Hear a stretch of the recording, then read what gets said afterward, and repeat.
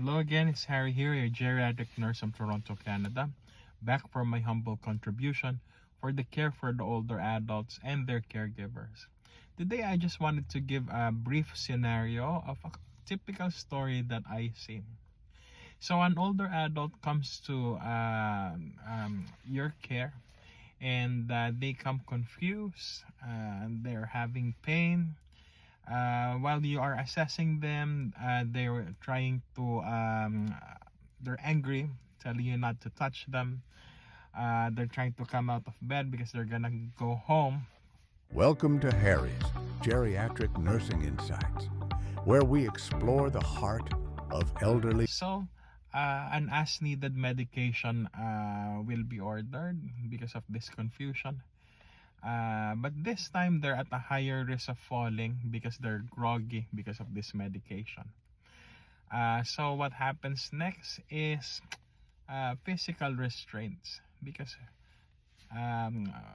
they need to be kept safe so that they won't fall or may get lost if they go out of the facility.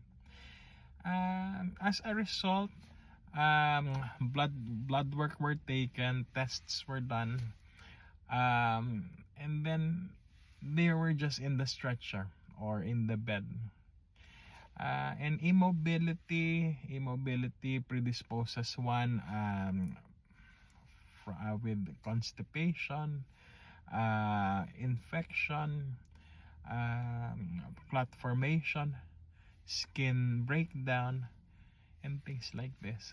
Okay, that oftentimes these things do not get addressed, or they do not become a priority because the older adult has an acute health concern. And this is a typical story that can be seen, and this story is compounded by things that are unknown.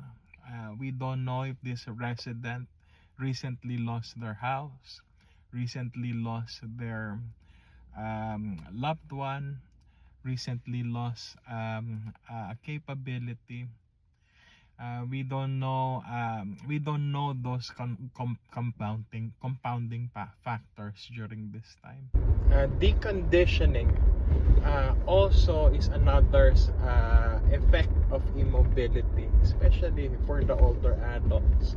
So when we try to mobilize them as early as possible, early mobility, optimal nutrition, optimal hydration, when we try to implore these as family members, as caregivers, especially the professional caregivers, we are increasing their chance of recovering from their primary reason of being under our care, and hopefully trying to so after reversing that, hopefully we are successful.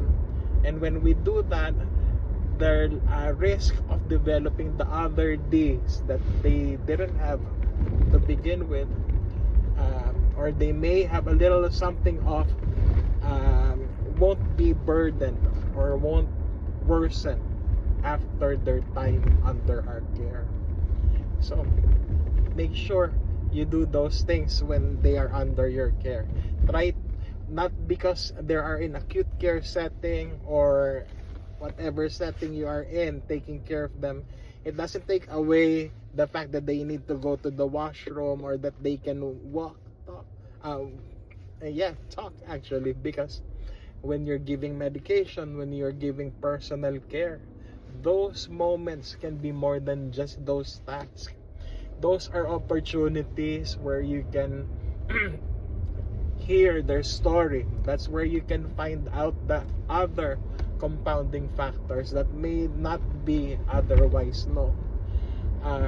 Also at the same time, it's an opportunity to reassure them of the care that they are receiving, and the plan of care that may give them hope and direction. So going to your roles in this situation, if you are a family member, always it's always helpful to provide a baseline for the care team who's caring for your loved one to share how they are usually at home, and because that will help them delineate if what in the triple D's is going on in the older adult: delirium, depression, dementia. Also, your familiar face, your familiarity can also help decrease the unfamiliarity to the new environment, which is typically very busy. And that in and by itself can also compound the acute confusion, usually most likely related to the acute health problem that needs to be found out. While they're doing the test, sometimes your presence of someone who's familiar may help them comply with the tests that are needed to be done to be able to find out what the acute concern is, thereby maybe hopefully eliminating the need of the chemical or physical restraints. There are times when those are needed, but when we implore those, it's always important to do an early re-evaluation. When can you discontinue at the earliest time possible? And having said all of these, as the caregivers providing care for this older adult, especially the registered caregivers, registered professionals, it is our job to find things early so we can intervene early, so that we can reverse what can be reversed and manage the manageable.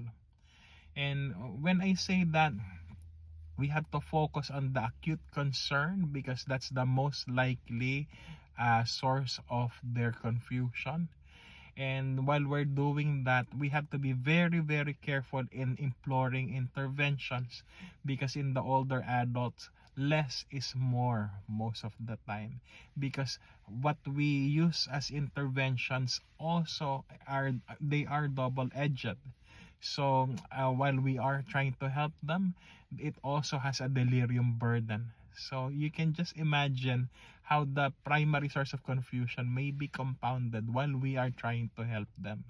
So be cautious if you start any intervention, and especially if it's restraints. Make sure you try to early reevaluate when it can be discontinued, because it can bring increased confusion and those other things that I said, especially constipation or urinary retention, and thereby infection in the lungs as well, also aspiration, a lot of bad things that can again compound the primary reason why they came to our care for.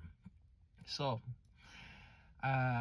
and again, the unknown compounding factors, we don't know what those are, and sometimes they are helpful to know, especially if you are writing their history, because it gives the care team a background of how this person was before they came into our care, and that will influence their interventions during that point of time and the succeeding referrals, so that hopefully they can successfully reintegrate to their former lives. That's it for now. Take care. Hope all is well. Take care and see you again next time.